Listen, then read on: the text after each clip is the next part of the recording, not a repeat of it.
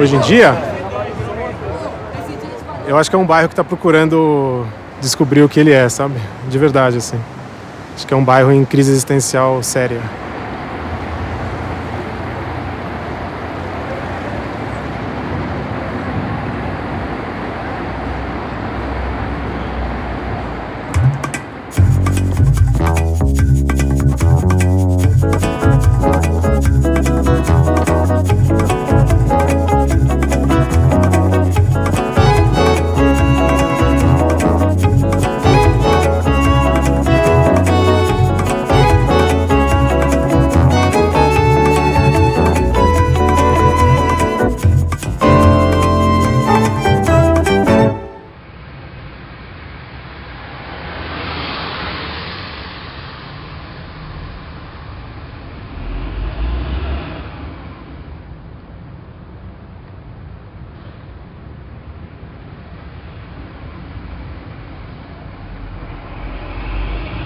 Nasci aqui.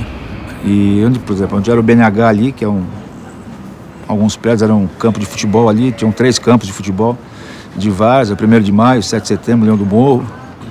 A gente frequentava ali, as ruas eram todas de paralelepípedo igual aqui, passava o bonde, era ponto final, era em frente em casa.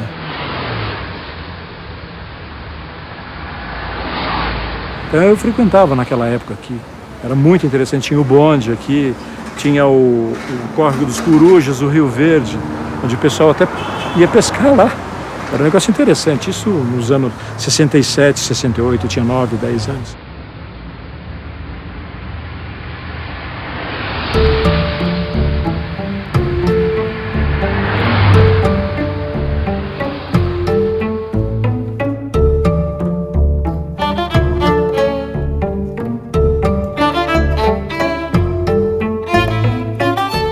Vila Madalena era um bairro bem simples, não tinha asfalto, não tinha nada. Quem trouxe o asfalto para Vila Madalena foi porque o padre Olavo Pesotti, que foi vigário de Vila Madalena, que ele era muito amigo do Jânio. Puseram asfalto, puseram um bonde no tempo do bonde e depois já começou a ter ônibus para cá, para Vila Madalena.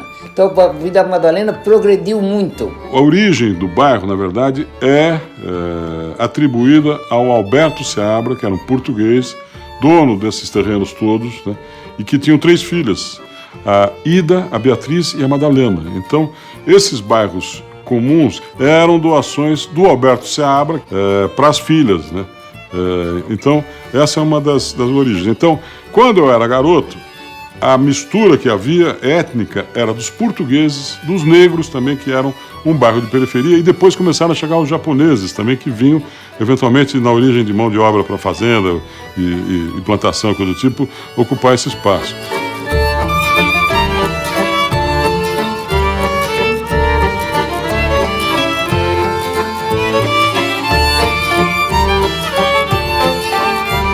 Quando a cidade universitária saiu da cidade, da Maria Antônia, coisa do tipo, para vir para cá, era até uma maneira de eliminar, né, os focos de pressão política e de resistência, como a briga da Maria Antônia da filosofia com Mackenzie, coisa do tipo. Então trouxeram a USP para a cidade universitária, né? E aí as casas desses portugueses começaram a ser alugadas como repúblicas, né? E aí é que começou a mudança do perfil, começou esse público jovem que começou a frequentar os bares antigos e as padarias, coisa do tipo, e fazer disso um point. E aí, de alguma maneira, os empresários começaram a visualizar essa possibilidade de explorar esse público nascente. Lá para os anos 80 vieram os primeiros bares, o Bar das Empanadas a partir de 82, por aí veio o Bar da Terra, veio surgindo ao longo do tempo, mas não era uma coisa com essa condição de sufoco que tem hoje, né? Era um bairro de classe média baixa, tanto que você tem esses corredores onde havia cômodos e pequenas casinhas que no centro da cidade a gente chama de cortiço, mas que aqui mantém alguma dignidade, que hoje alguns até remanescem, né? São remanescentes dessa ocupação de uma classe média baixa. Eu conheci, por exemplo, um motorista de táxi, um mecânico que ainda está aqui na Vila Madalena, que moravam aqui, né? e que aos poucos vão sendo expulsos por essa emergência, por uma classe média e jovem emergentes, mas também por um pessoal ligado à produção de arte. Você não via carro e não via prédio, eram só casinhas. Aí tinha um carro ou outro, né?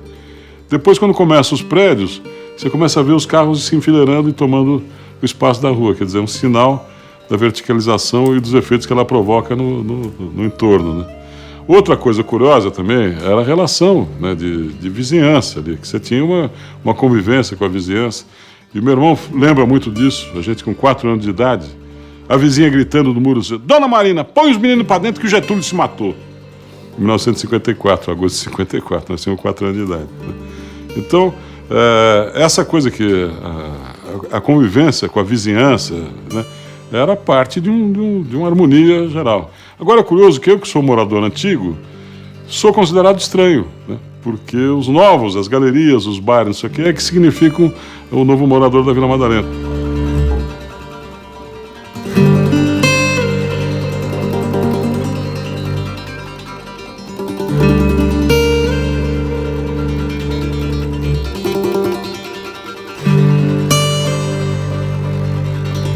A Galeria Nicom é um dos espaços expositivos da Mostra São Paulo de Fotografia. É um projeto anual de ocupação de bairro, mais de 1.700 trabalhos recebidos, 34 exposições selecionadas, 10 ruas da Vila Madalena ocupadas. Ensaios sobre a fotografia brasileira e expostos na Vila Madalena, em galerias, lojas, bares, muros autorizados e até em postes. A mostra nasceu em 2009 e eu não consegui enxergar um outro bairro de São Paulo que pudesse abrigar um projeto com essas características. A Vila Madalena encaixa no projeto, né? O projeto encaixa com o bairro. Por quê? Primeiro pelo tamanho da vila, pelo tipo de comércio, pela característica de se caminhar muito pela Vila Madalena. E eu estou aqui há 15 anos, então eu conheço esse bairro, sei quem são as pessoas do bairro, conheço o cara da loja, conheço o dono da galeria, conheço o dono da casa onde eu quero expor, usar o muro dele para expor. Para mim é um formato mais fácil, inclusive. Montou-se um bar ali, porque as pessoas vinham aqui tomar... Aí deu certo, montou outro ali, foi montando. Aí, uma hora a pouco, virou um bairro boêmio também, né? Então ele passou de residencial, cultural, virou... Aqui nós estamos aqui no Beco do Batman, por exemplo, é um beco aqui inútil, né? Dá até medo de passar aqui. Aí um dia a gente... Bom dia, tudo bem? Um dia a gente se depara com um morcego pintado na parede aqui. A partir daí virou o Beco do Batman, né? Aí os artistas que estavam aqui começaram a ver o morcego, acharam bacana e começaram a fazer pinturas artísticas nas paredes. São paredes que parecem tela mesmo. E você não pode chegar aqui e sair pintando, né? Você tem uma autorização aqui de um pessoal que toma conta.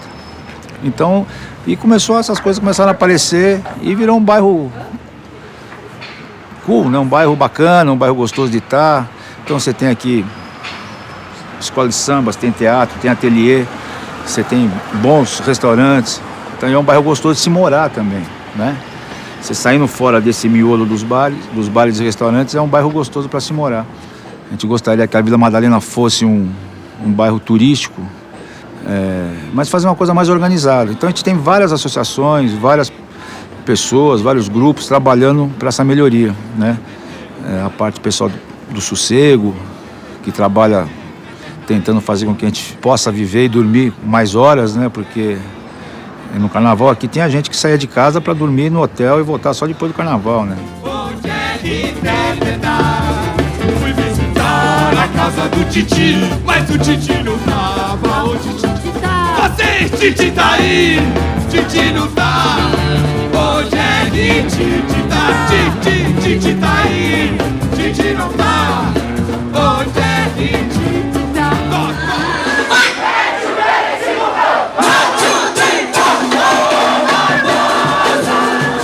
Essa Vila Madalena é um bairro de entretenimento.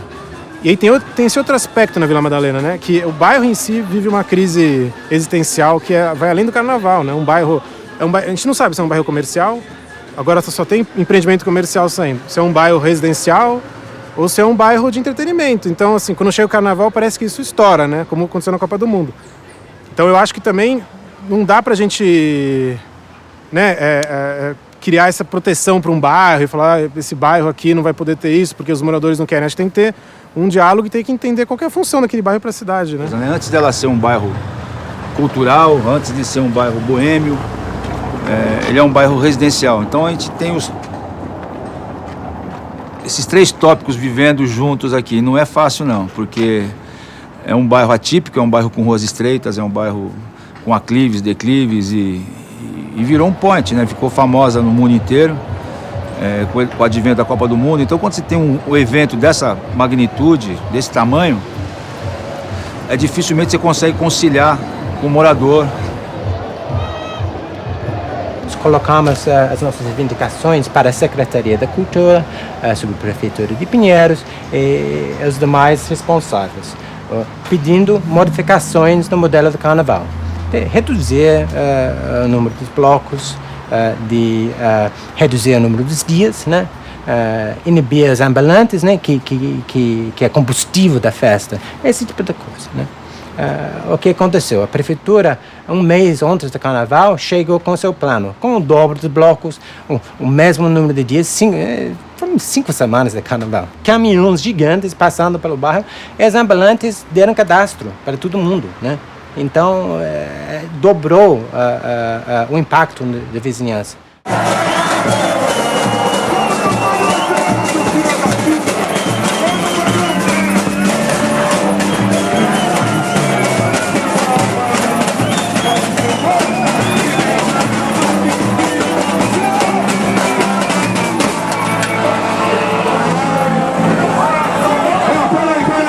Deixa eu explicar uma coisa para todo mundo aqui. Tem um cidadão chamado Tombinho, não é para agredir hoje, mas eu quero lá em cima. Ele encabeça um movimento chamado Sossega Madalena. Os caras entraram no Ministério Público para tentar proibir o carnaval da vila. E deu o que deu, você vê na TV. Aqui na minha loja, a gente foi... foram duas noites mais pesado que jogavam garrafas, pedras, isso tudo entrou pela minha janela. Né? Tá? Ainda bem que eu tenho um portão forte, senão eu teria entrado e linchado a gente, né? Só porque estava filmando a bagunça na rua. Isso até 5 horas da manhã.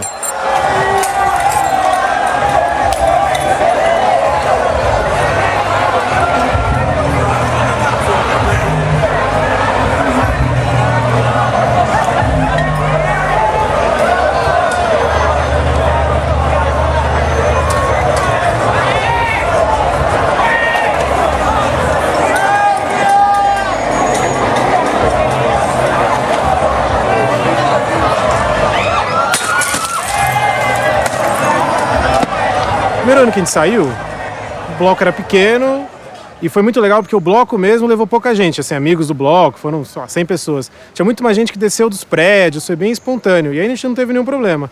Quando começou a crescer, a gente começou a ter os problemas típicos, né?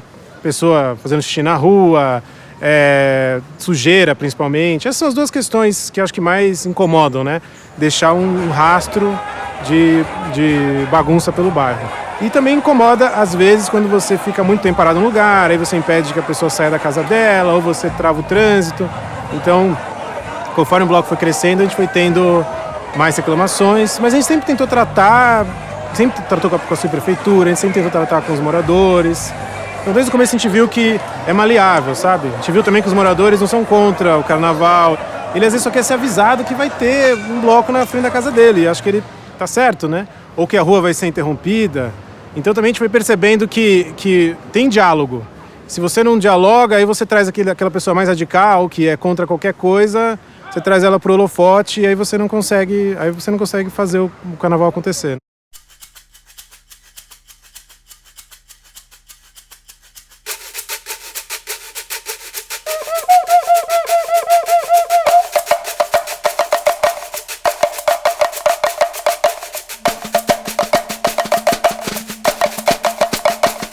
Também os blocos têm que ter tem que olhar para o que eles estão fazendo. Eu caibo aqui. Se eu não tô cabendo aqui, ou eu me mudo, ou eu mudo o meu tamanho. Então acho que um bloco grande tem que ir para um lugar grande. É conforto das pessoas, é segurança. A gente gostaria de diminuir de tamanho. A gente não é grande porque a gente quer, só que as pessoas vão.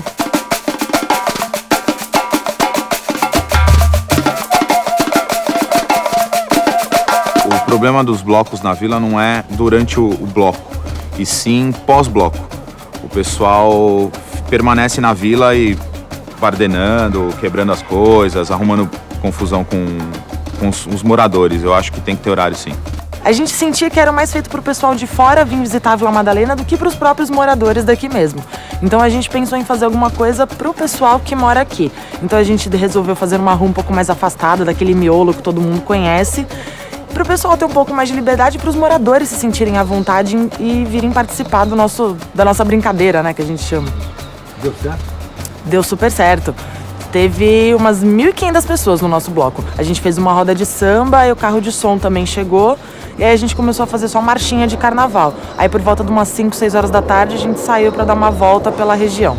E foi até que hora? 7h30 da noite a gente encerrou o som. A cidade de São Paulo é gigantesca. Tem que ser igual às outras metrópoles, que tem N número de centros, polos atrativos. Uma outra possibilidade era desviar essa migração, não para muito longe, mas para alguma coisa mais adequada, como é o caso do Largo da Batata, né? O Largo da Batata, a gente pagou muito caro pelas desapropriações e pela reforma que foi feita. Não foi barato, né? É uma continuidade de toda aquela renovação urbana com alta especulação imobiliária que foi feita ali na continuação da Faria Lima. Ela está vindo para cá, o espírito é esse. Você tem o que 2 americanos chamam de máquina do crescimento, que é você tem certos interesses que se organizam e a cidade acaba crescendo para um lado, o dinheiro do fundo público vai para aquele lado, e aquele lado se dá muito mais atenção, não é? Que é um lado que sempre também favorece o capital imobiliário, né? Sempre em geral, não quer dizer que sempre, não quer dizer que isso é fatal, não é? Mas de modo geral, quer dizer, essa máquina do crescimento tem influência sobre a política pública? Mas total. No crescimento das cidades, essa máquina do crescimento manda no crescimento das cidades.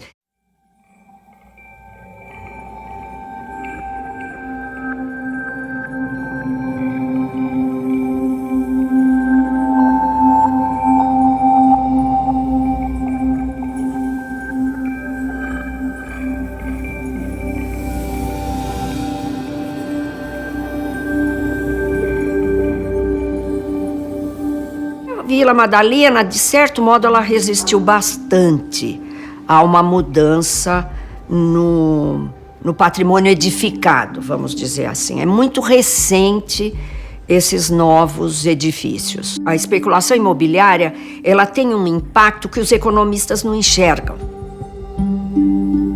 O principal, evidentemente, é majorar o preço do metro quadrado e expulsar quem não pode pagar. Aluguel ou compra de casa, mas depois vem o preço do cafezinho, vem o preço do estacionamento, vem o preço de todos os serviços.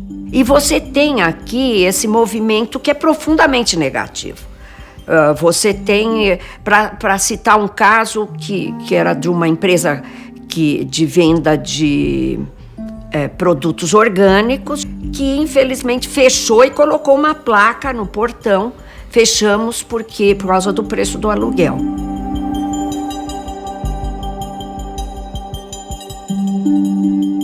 Você vê tanta gente o tempo todo tá perdendo esse lugar. Por quê? Porque a localização, ela é mercadoria. O estilo de vida é mercadoria, infelizmente. Inclusive a boemia. Inclusive, sem dúvida nenhuma.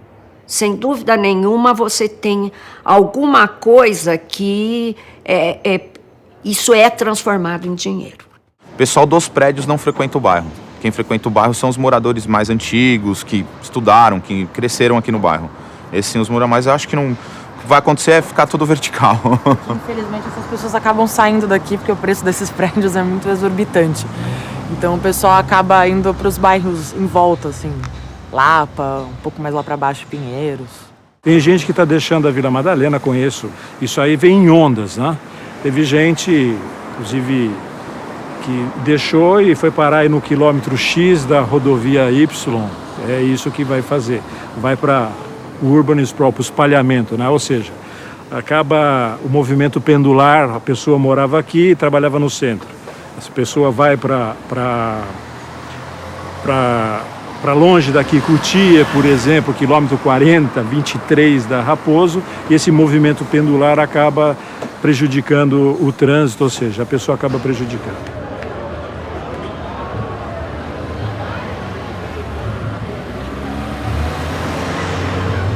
Eu acho que esses bares todos aí, que são a noite da vila, que é a New Orleans da vila, virem complexos comerciais, centros, shoppings e coisa do tipo, né, que vão abrigar essa população, porque esse perfil, eu acho que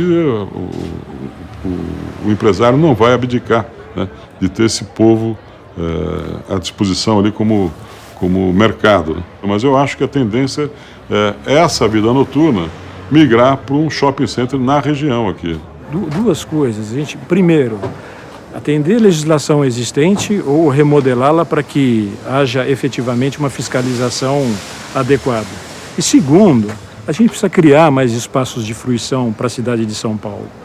Eu estou falando de São Paulo, mas é em geral, né? Nós precisamos outros espaços públicos. Espaços públicos para socialização.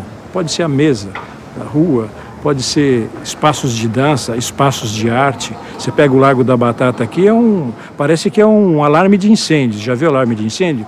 Toca o alarme e depois fica tudo abandonado, né? É o Largo da Batata. Você me entende? Então a gente precisa ocupar esses espaços. A prefeitura precisa efetivamente promover uma ocupação desses espaços com enriquecimento urbano, com equipamento urbano, com salões, com atividades. Isso é muito, muito importante. A cidade carece muito disso. Olha, não é fácil. Por exemplo, eu vi essa migração fortíssima nas noites para a Vila Madalena, mas é possível, não é?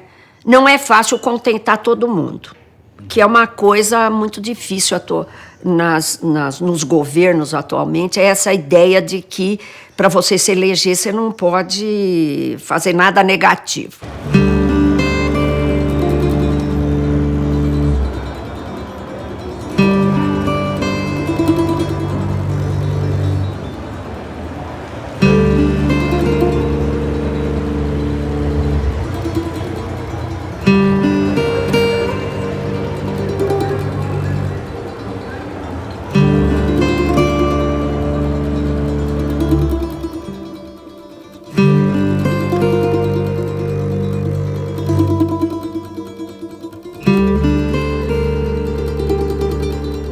Acho que as pessoas têm que cuidar com mais carinho com a cidade de São Paulo, né? De maneira geral.